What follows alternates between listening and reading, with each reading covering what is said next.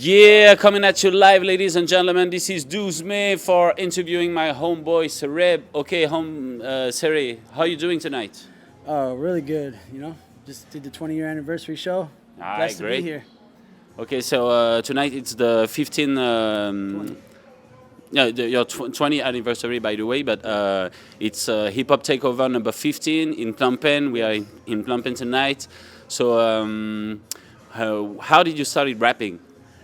Oh man, I think the first rap I ever wrote was back when DOS Effects came out, with Chickadee Check Yourself. All right, Like 1990. 91 probably. 91. 91, yeah. So I started just messing around writing stuff. Nobody ever heard it, other than my close friends. But started DJing after that, and then worked my way up to producing and just doing everything basically. All right, and making beats you started at the same time? No, that came later because I didn't really have. I heard about production equipment like the MPC and stuff like that, but I never had access to it till probably like 96, 97-ish. All right. Then once a couple of those machines started entering my life, then I started making beats with the 808 and the MPC. All right, so you're straight old school making beats. Yeah, straight old school. Yep.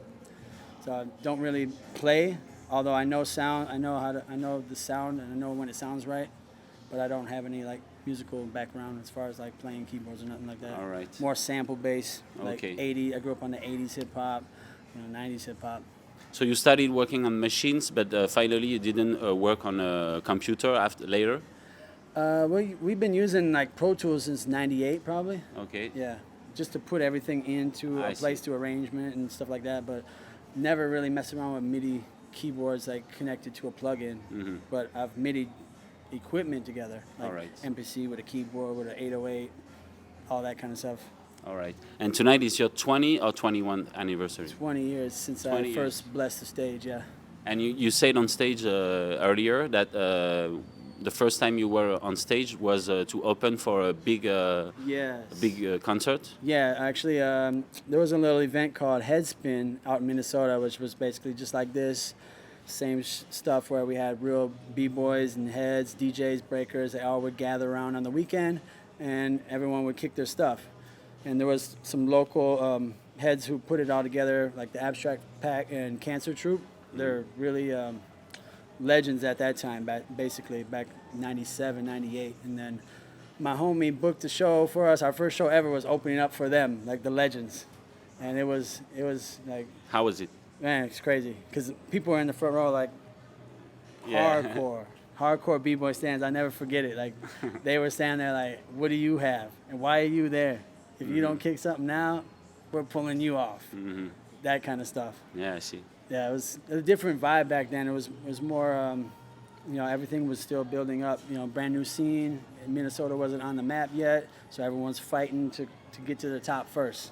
So it was a little bit hectic back then, but it was still definitely a good experience.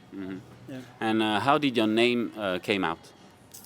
Well, I was always a deep thinker, a critical thinker, and so I just came up with the word cerebellum. Really just attracted to me. I was like, oh, cerebellum, but it started with a C, so I switched it to a S. Called myself Cerebellum 1, and then eventually I just shortened it down to Serebe for short. Yeah, S to the E-R-E-B-E. And you started with the graffiti or? Yeah, all my friends were graffiti heads. So I never did it myself, but every single one of my friends was a graffiti writer. So we'd be chilling at the crib, smoking blunts, and they'd be drawing and shit in their little books. And then eventually I just had my own book, and I was doodling. When they were doodling, I was doodling, just checking out what they do. I'm not good. I've done some stuff people say is good, but my homies were killing it back then, killing it. All right, great. Actually, I was part of the biggest crew in the U.S. back in the year 2000, called MUL. They're out of Chicago. Big, huge crew, globally. Okay. I think they disbanded maybe back in 2005-ish or something. I'm not sure when they did that, but it was a network of global heads, probably 500 deep. All right. Yeah. So tonight is your 20th anniversary, but what do you plan to do in the future? Well, I've been producing a lot lately for the past decade, so I want to continue with that, producing for other people and getting into some other styles of production, similar to what you're doing, you know what I mean? Like a Khmer influence, because My wife's Khmer, my kids are Khmer. Khmer is my new home, you know. So I was like, I want to get involved in that style too. I really like it. I've been listening to it for probably 12 years and or more, you know. So. Can you say something in Khmer for your Khmer audience? This is what I say. This probably every single day. Bongs are like on toch kut clan clan. Not bad, not bad. Yeah. Pacha Khmer, Pacha Khmer. Okay, okay. Thank you for this interview, ladies and gentlemen. Coming at you live, 12 May interviewing Serebe. See you next time, guys.